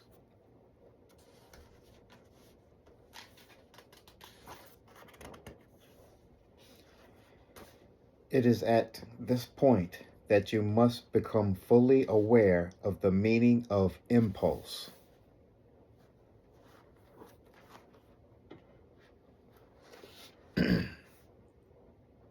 You may think that this seems a very nebulous form of creativity, but if you reflect for a while, you may eventually realize that no human or animal or insect or even plant undertakes any activity within the material dimension without an inner consciousness coercion, which is an impulse. It may be to turn to face the sun, to run, to eat, to work, to sleep, to go shopping, to have a baby. Always the impulse precedes the activity, even the flick of an eyelid. Furthermore, there is no impulse prompting any activity which is not directed by a purpose. Plants turn flowers and leaves to catch the rays of the sun for growth. People run to get fit, eat to satisfy hunger, work to earn a salary, sleep to escape the tension and recharge the energy, go shopping to buy food, all directed at survival and personal comfort. Therefore, the impulses are the reality behind and within all creation. If all matter were to return to its original form of electrical particles, the universal impulses would remain intact and would eventually give form to another creation. The impulses are forever. However, electrical particles within living matter are here today and gone tomorrow, but the soul moves on. You think with the electrical impulses in the brain. You feel with the magnetic impulses in your nervous system. They center and bond the electrical impulses into a cohesive whole. Without the magnetic bonding in your system, you would be all go-go and no, no, no. No, now is the moment to take you back to my desert experiences described to you in letter 1. You may remember that when I went to the River Jordan to be baptized by John, I was a rebel, my face set against the teachings of the Jews, who stated that Jehovah punished men for their sins. Intuitively, I felt that this was a false and cruel concept and rejected it. After I was shown the truth concerning creation, I could not understand why perfect consciousness did not create perfect beings, made in the image of their Creator, intelligent love. I asked the Creator, universal consciousness, why mankind endured so much suffering and evil.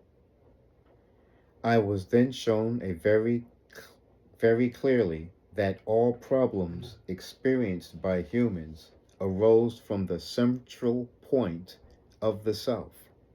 Science now calls it the ego. It manifests itself in the personality as a driving need to defend the self from criticism, emotional, physical attack, and a similar driving need to push aside other people in order to arrive first in the race of life.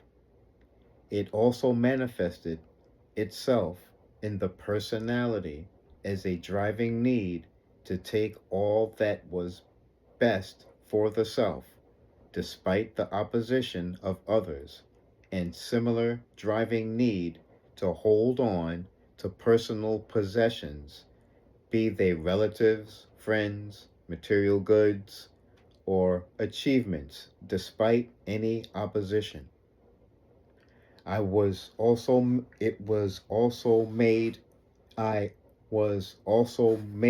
to understand that without these two fundamental, eternal, undeviating impulses of creative being, there would be no creation. This is the secret of creation and the secret of existence and of individual being. By working together as a team, separately but inseparable, in the visible world, these twin impulses were the means by which the substance of matter itself has been created out of the sublime, universal consciousness. One impulse of creativity is the I-ness of activity. This impulse of activity is universal and stems from only one source. Activity is the movement in consciousness, and consciousness is in movement. The other creative impulse possesses, figuratively speaking, two faces looking in opposite directions. They are bonding, rejection, pull towards the self, push away, otherwise known as attraction, repulsion, attract to the self, from the repel, within consciousness. These are the only means by which earthly existence has been achieved.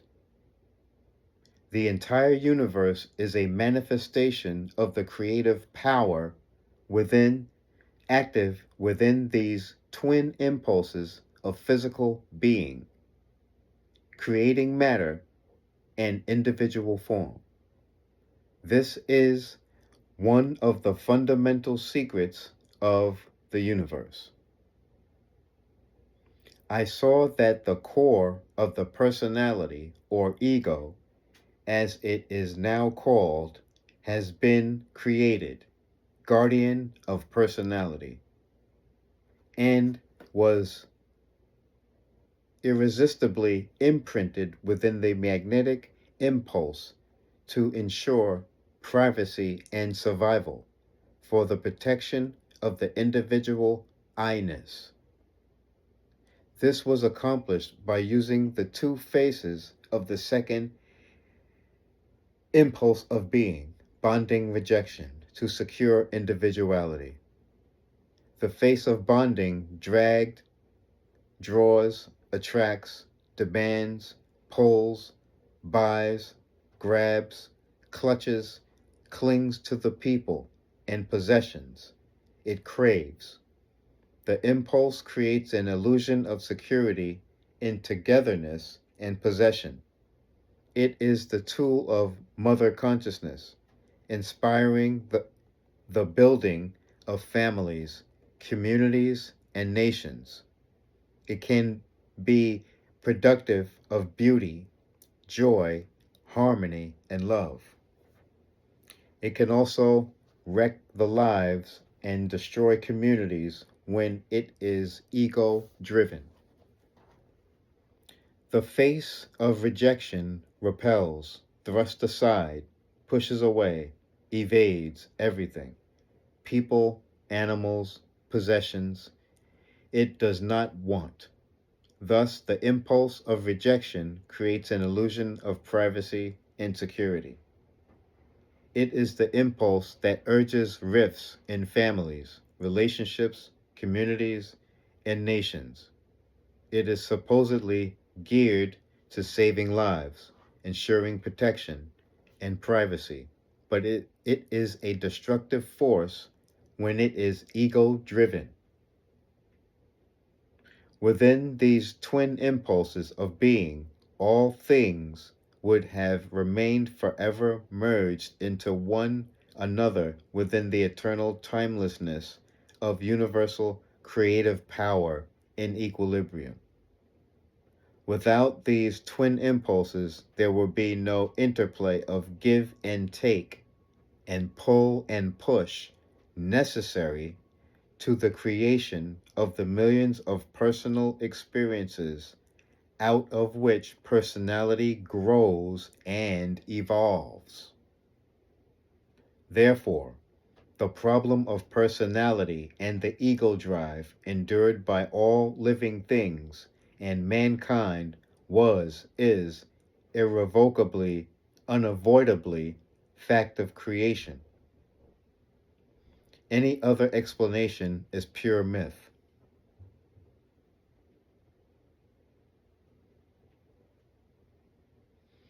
I saw that What men called sin was the direct result of the inner play of bonding rejection impulses within human nature. The bonding rejection impulses constituted the emotional mental mask worn by all created individual entities, including birds and animals. You see these impulses at work within all nature, even within plant life. The bonding rejection impulses directs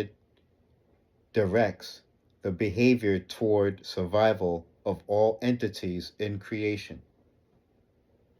There was no escaping the bonding rejection impulses. These twin impulses were the ephemeral source of all worldly comfort, pleasure, happiness, and also the source of all sickness, misery, and deprivation in the world. However, added to these, transcending, underlying, and interpenetrating all is the life, born of the explosion of universal consciousness, is the very foundation and source of earthly consciousness.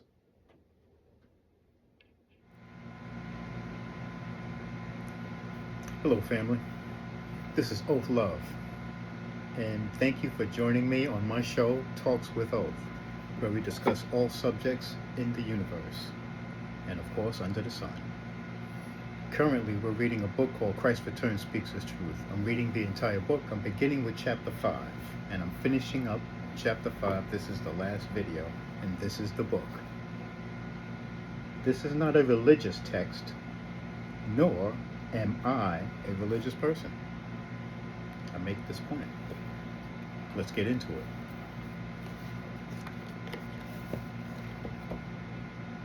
Therefore, even as the father-mother consciousness is creative, so is man's thinking creative. For human thought and feeling are both the exercise and the union of the twin tools of father-mother consciousness.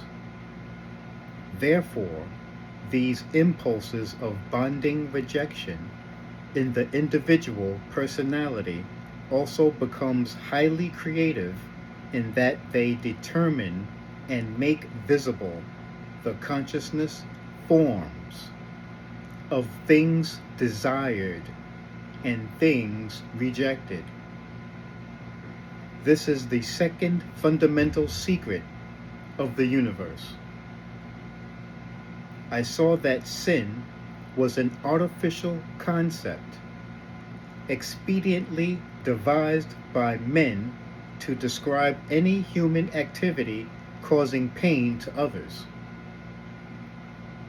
Because of their natural makeup of grabbing from other people and of rudely repelling them in order to get what they wanted from life, it was inevitable that all human beings would at some time cause other human beings some form of distress or suffering.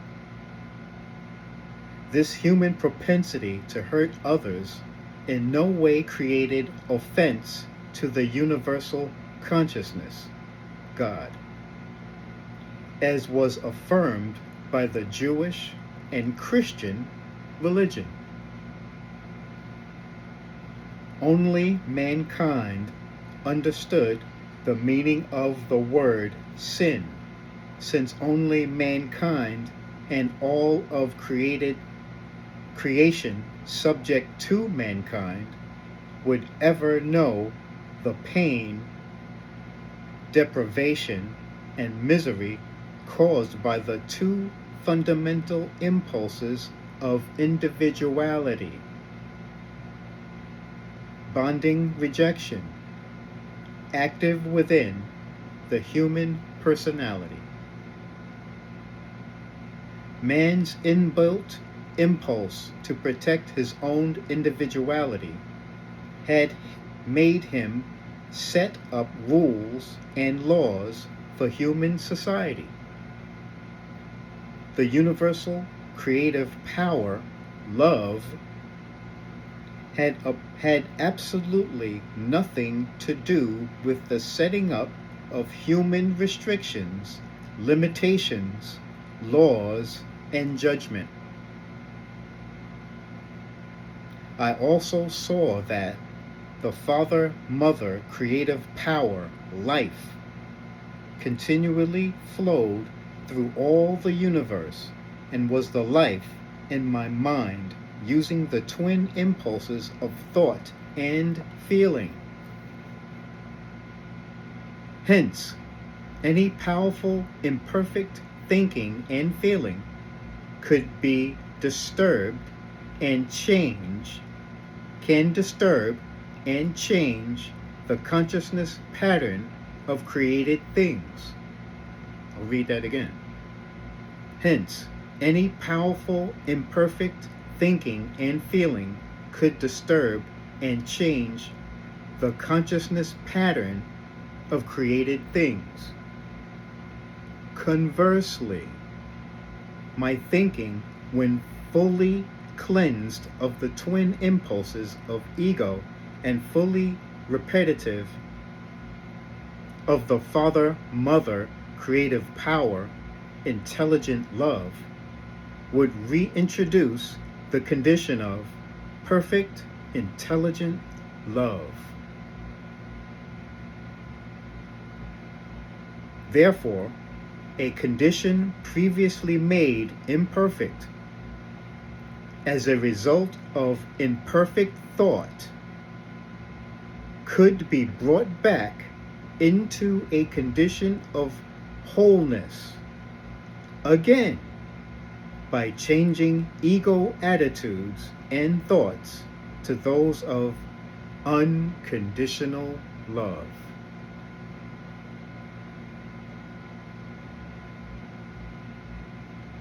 My mind was a tool of the whole creative process, originating in the universal.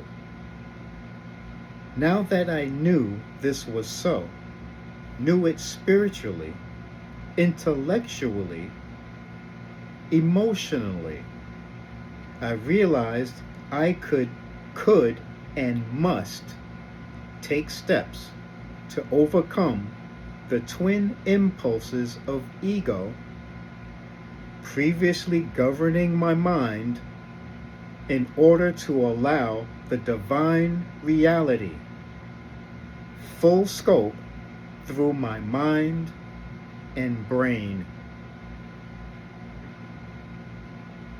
This is why there was a struggle between my humanly entrenched ego and my mother-father consciousness during the very strident temptations I experienced at the end of my enlightenment in the desert. Satan had nothing to do with the tug of war which took place within my consciousness. The war was waged between the twin impulses of individuality, bonding rejection, and the divine reality which had made itself known to me as intelligent love life. Transcendent, yet within me, and which would gradually take over my individuality to an ever greater extent if I continually meditated and cleared my consciousness of selfish impulses. The foregoing is a description of the powerful knowledge I returned to Nazareth with.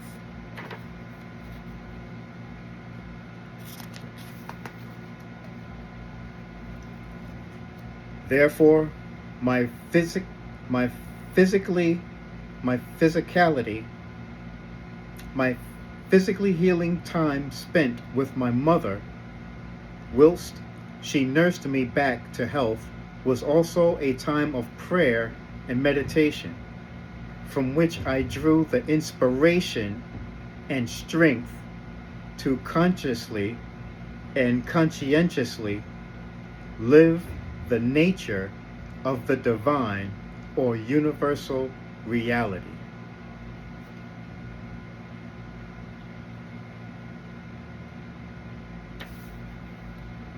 As you know, the nature of the divine or universal reality is life.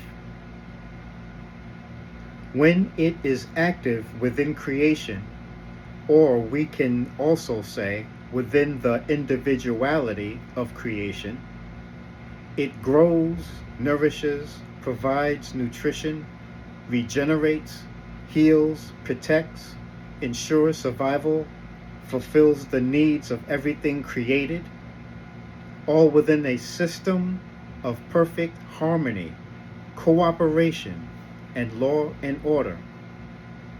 This is the nature of life. All its work in creation is done in accordance with the universal nature, the promotion of highest good in all living things.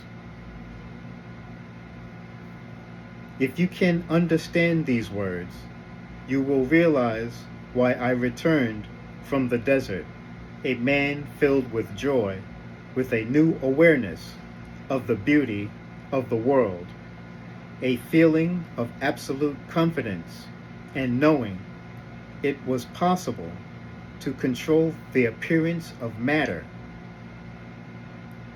You will feel with me my own elation that I could now offer the Jews the glorious news that the kingdom of heaven was in their midst.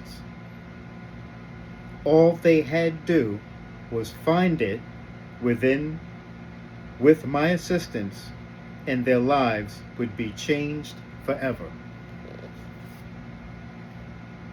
I leave you with the same knowledge which, prayerfully used and fully understood, can change the course of your life. As you read, your consciousness will be lifted. As you seek inspiration, it will come to you. I long for you to understand, aspire, grow, and achieve. Relax in my light, for whilst you read, reflect, meditate, and pray, you are drawn into my Christ consciousness, which will become ever more apparent to you as you evolve within the divine knowledge. My love and faith in your growing wisdom enfold you. That is the end of chapter 5. In the book, Christ's Return Speaks His Truth, which is not a religious work, nor am I a religious person.